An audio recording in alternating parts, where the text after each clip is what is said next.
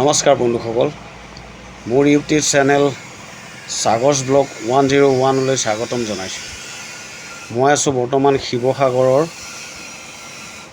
চৰাইদেউ অঞ্চলত।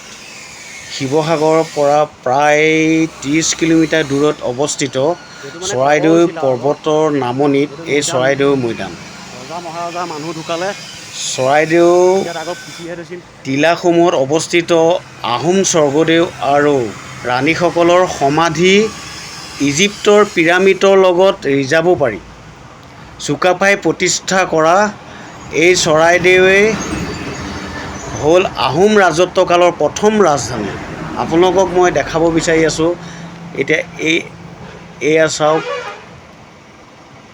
এইটো যে দেখিছে, এয়া ইটাৰে পূৰা সম্পূৰ্ণকৈ বনোৱা থাকে। ওপৰত মাটি আৰু এয়া বন গজি আছে। তলত সৰু সৰু কিছুমান ঘৰ বনোৱা আছে খুটালিকৈ। আৰু এইটোৱে হৈছে আটাইতকৈ ডাঙৰ মৈদাম হয়। এইটো এতিয়া বৰ্তমান চৰকাৰে খন্দোৱাৰ ব্যৱস্থা কৰিছে পৰ্যটকসকলক দেখাবৰ কাৰণে। ভিতৰ চোৱাটো কেনেকুৱা আছে সেইটো দেখাবলৈ।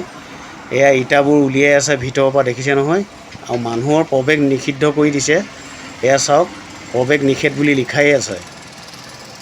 ইয়াত সকলো লেবাৰবোৰে সেয়া ইটাবোৰ উলিয়াই আছে। এয়া মেচিন দি কাম কৰিয়ে আছে ভিতৰত। ইয়াত মানুহ সোমাব নিদিয়ে। বৰ্তমান এই মৈদামখন খন্দা হৈছে। ভিতৰত কিনো পায়, কিনো আছে তাকে চাবৰ কাৰণে। আজি ইমান দিন চাব পৰা নাছিল, তাকে এতিয়া এইবাৰ চৰকাৰে এইটো হাতত লৈছে আঁচনি। ভিতৰত বৰ্তমান এতিয়ালৈকে জনামতে তেওঁলোকে আমাক জনাইছে যে 5টা লাওখোলা পোৱা হৈছে এই মৈদামৰ ভিতৰত, এই য'ত খান্দি আছে। ইয়াত ৰজা ৰাণী আগৰ সমাধি ইয়াতে কৰিছিল।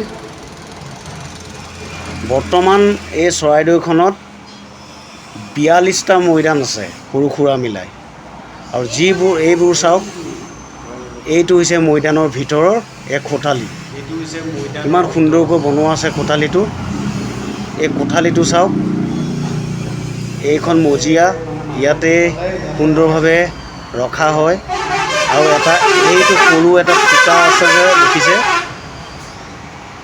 এই ফুটাটোতে সিফালে আৰু একোটা কোঠালি আছে। বহুত আছে তেনেকুৱা কোঠালি। আৰু এটা ৰজা পৰিয়ালক সম্পূৰ্ণ ইয়াতে ৰখোৱা হয়। আৰু সাধাৰণবিলাক বেলেগ ধৰণে ৰখোৱা হয়।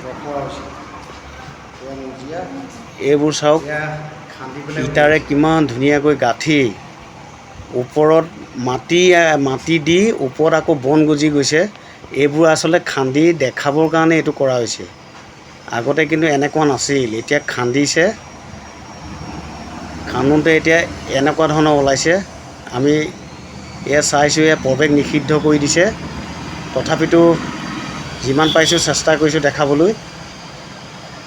আৰু দেখাই আছোঁ আপোনালোকক। আপোনালোকে আহক, চাওকচোন। এয়া এইটো চাওক, সেইটো বৰটোপ গ'ল। এইখন দেখিছে যে, এইটো হৈছে ব্ৰিটিছে অনা এখন নাও আছিল। ইষ্ট ইণ্ডিয়া কোম্পেনীয়ে ব্যৱহাৰ কৰিছিল। আৰু এই চৰাইদেউৰ পৰাই বহুত ধৰণৰ অলংকাৰ কিবাকিবি এই মৈদামৰ পৰা লৈ গৈছিল। লৈ যাওঁতে এইখন দিখৌ নদীত মানে এক্সিডেণ্ট হৈ তলতে বহুত বছৰ